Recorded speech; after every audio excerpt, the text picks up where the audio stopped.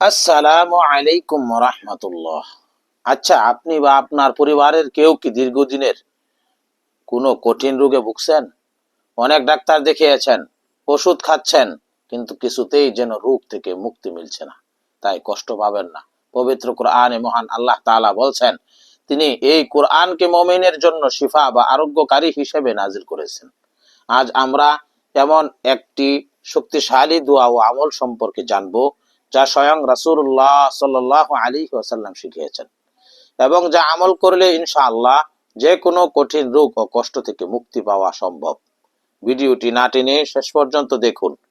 হাদিস শরীফে এসেছে, যখন কোনো ব্যক্তি অসুস্থ হয়ে পড়ে তখন রাসূলুল্লাহ সাল্লাল্লাহু আলাইহি ওয়াসাল্লাম তাকে এই বিশেষ দোয়াটি পড়ার নির্দেশ দিতেন।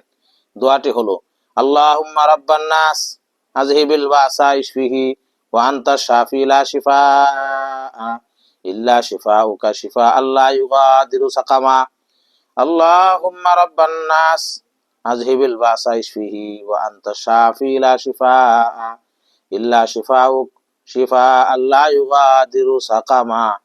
আল্লাহুম্মা রাব্বান নাস আযহিবিল বাসা ইশফিহি ওয়া আনতা শাফি লা শিফাআন ইল্লা শিফাউক শিফাআন লা ইউগাদিরু সাকামা।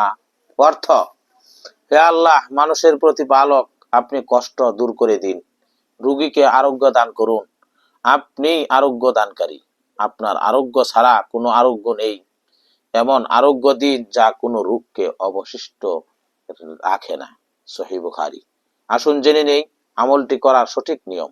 শুধু দোয়াটি জানলেই হবে না, এটি আমল করার সঠিক নিয়ম জানা জরুরি।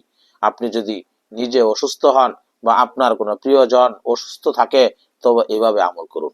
নিজের জন্য আমল: আপনার শরীরে যে জায়গায় ব্যথা বা কষ্ট হচ্ছে সেখানে ডান হাত রেখে প্রথমে 3 বার আস্তাগফার ও দুরূদ শরীফ পড়ে তারপর 3 বার বিসমিল্লাহ, এরপর পরে দোয়াটি 7 বার পাঠ করুন। অন্যের জন্য আমল: অসুস্থ ব্যক্তির কপালে বা ব্যথার জায়গায় হাত রেখে পরম বিশ্বাসের সাথে 3 বার আস্তাগফার ও দুরূদ শরীফ পাঠ করে এই দোয়াটি 7 বার পড়ে ফু দিন, অথবা একটি পরিষ্কার পাত্রে পানি নিয়ে এই দোয়াটি পড়ে ফু দিয়ে সেই পানি রোগীকে পান করান। এর পাশাপাশি আরেকটি ছোট্ট আমল করতে পারেন। উক্ত নিয়মে সূরা ফাতিহা হলো কোরআনের সবচেয়ে বড় শিফা। ওযু করে পূর্ণ বিশ্বাসের সাথে সূরা ফাতিহা 7 বার পাঠ করে পানিতে ফু দিয়ে রোগীকে খাওয়ানো বা শরীরে মুছে দিলে আল্লাহ তাআলা দ্রুত সুস্থতা দান করেন। প্রিয় দর্শক, মনে রাখবেন, ওষুধ খাওয়া সুন্নাত, ডাক্তার দেখানো উসিলা, কিন্তু সুস্থতা দেওয়ার মালিক একমাত্র মহান আল্লাহ তাআলা। তাই চিকিৎসা আল্লাহর উপর পূর্ণ ভরসা রেখে আমলগুলো নিয়মিত করুন।